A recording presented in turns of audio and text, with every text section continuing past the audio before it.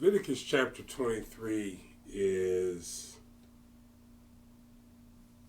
a description of, I believe, all the feasts.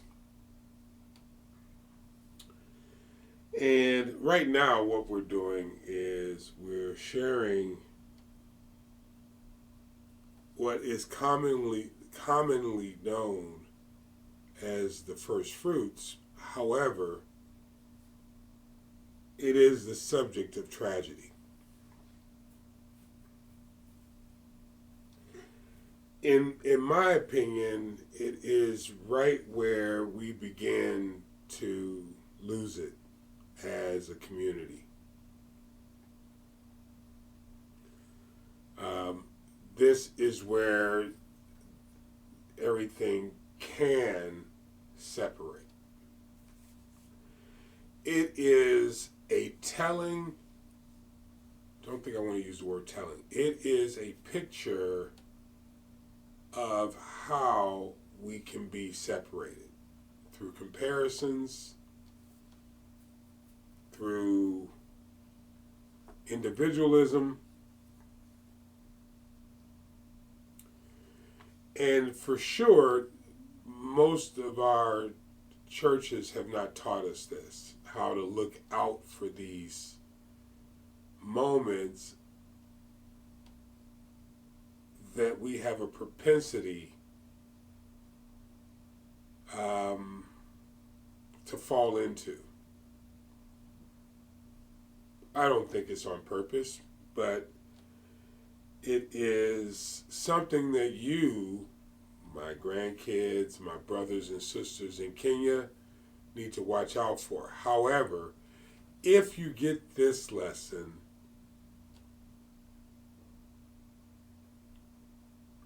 it will bring you the success that I've never experienced. I hope to.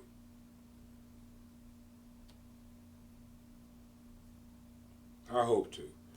But when you get to Canaan, you're Canaan.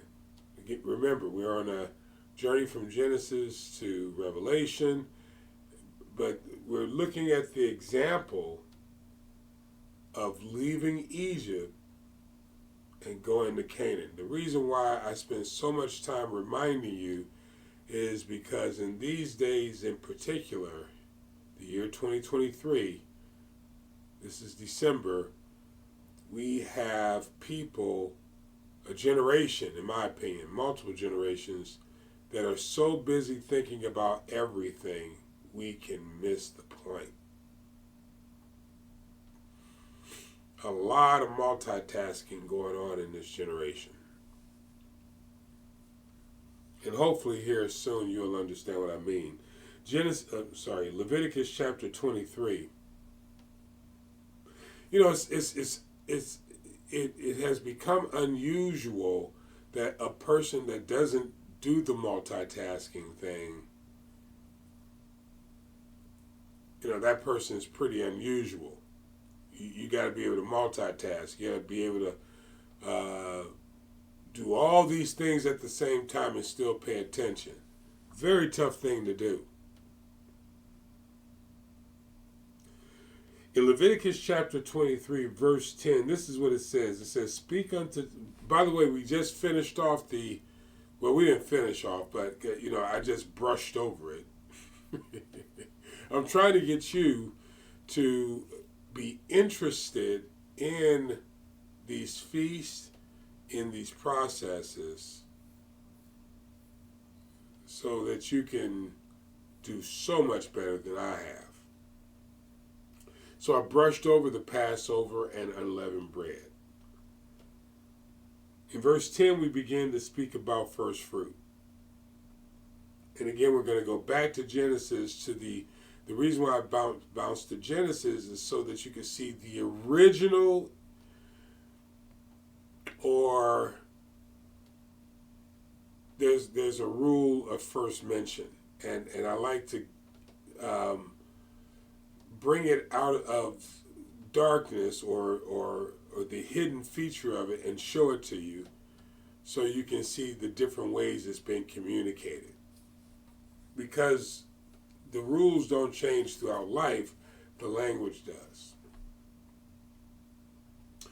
In Leviticus chapter 23, verse 10, it says, "Speak unto the children of Israel and say unto them, when you become into the land," in other words, once you get to that place that you're going, once you start winning, once the businesses have been created, once the ministry is put together, once you get that political career, once you start operating as a doctor, not as an intern, as a doctor. Once you get there, once you start realizing some parts of the place that you've been working your behind off to get to, when you become into the land which I give unto you, and shall reap the harvest thereof, then you or ye shall bring a sheaf of the first fruits. I did not look up the word first fruit. I can if it comes to me. It's Hebrews 72:25. But the idea of the first fruit is that you're dedicating that first part, which in this case is an omer, O-M-E-R, omer, which is a measurement for that person who is in the field and tilling the ground. Takes us back to Cain and Abel, which we will go back to. That measurement is used to create the offering that is now called, well, not now, but then called the meat offering. The meat offering is grain turned into flour mixed with oil and frankincense, turned into a cake.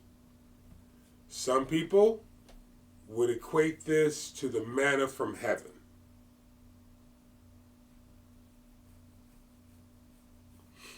Some, I'm not saying all,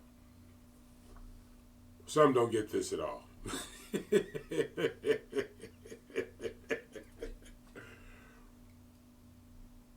Yeah. So, this has great significance because, keep in mind what we're talking about. We're talking about the feast. Don't make a small thing out of any of this. So what I just described to you is not the full offering. It's supposed to be added with something else. Verse 11, "And he shall wave the sheaf before the Lord to be accepted for you on the morrow after the Sabbath. The priest shall wave it, and ye shall offer that day when you wave the sheaf an he lamb without blemish for the first year for a burnt offering unto the Lord." Oh, now you can understand Genesis chapter 4. Why was one offering accepted and another offering not? Oh. Now write this down because I want you to go back and look at this. My grandkids and my brothers and sisters in Kenya. Genesis chapter 4, verse 2. "And she again bare," so she had twins, Cain and Abel. They were twins. Just in case you didn't know. "She bare his brother Abel, and Abel a keeper of sheep, but Cain a tiller of the ground. Everything I just told you is significant. Why? Because truly, the way it was meant to be, that there would be no separation between the brothers. That was the original intent, that there be no separation between the two. In other words, you needed both offerings. Because the goal was to build a family, church, working together, one needing the other. I think my big brother, taught me about interdependency, not codependency. Interdependency. See, we're so used to maybe not you, but me. I'm so used to operating by myself that the minute I feel rejection, now I'm better now, but I'm not perfect in that thing. The minute I feel rejection, I'm cool with you, and I will walk away.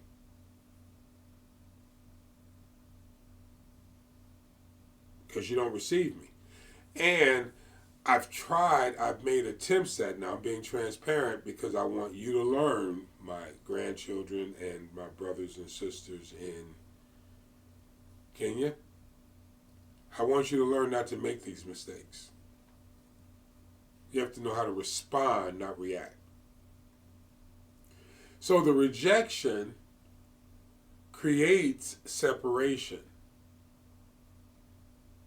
The separation creates lack of the ability, this is an overall thing, lack of the ability to actually please God. Because it was always meant to be a collective unit to operate what you may understand today, which is called the multiplication principle. You were always meant to be working with your twin, Cain and Abel. But they separated.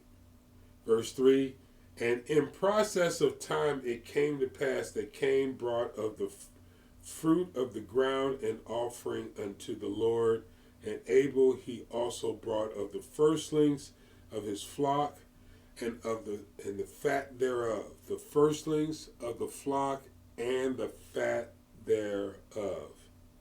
And the Lord had respect unto Abel.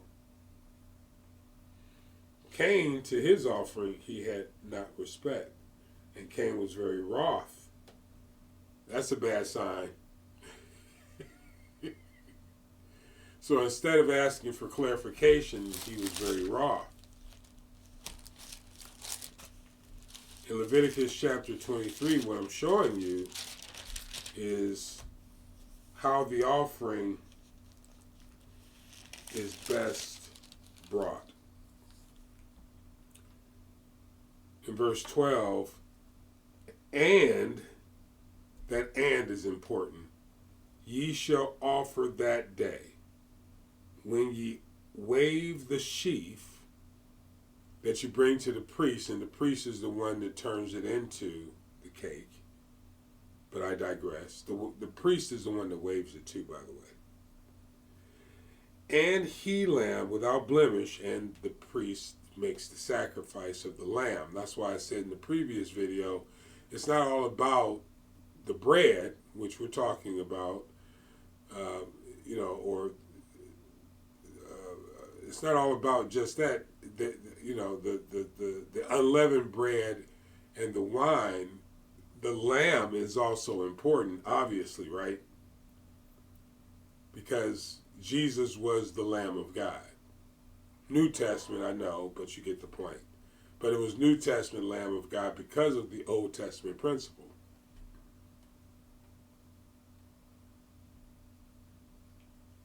Without blemish, of the first year, for a burnt offering unto the Lord, and the meat offering, meate, that is the grain offering, thereof 2/10 deals of fine flour mingled with oil, and an offering made by fire, so the cakes were baked unto the Lord, a sweet savor, going back to the manna, which was sweet, right? And the drink offering, which is the wine. So what was just described was what we celebrate in the New Testament.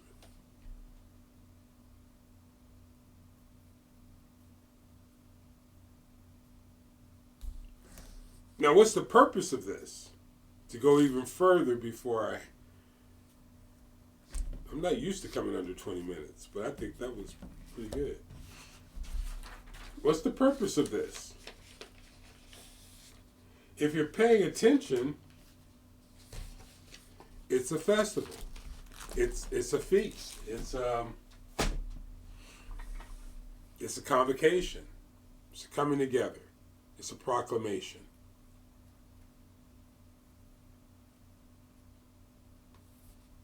It's honoring God and honoring his people. It's a reminder to the generations of not only Aaron, but the generations of the children of Israel. For Aaron, it's a little bit different, and his sons, because the sons of Aaron have a little bit more responsibility.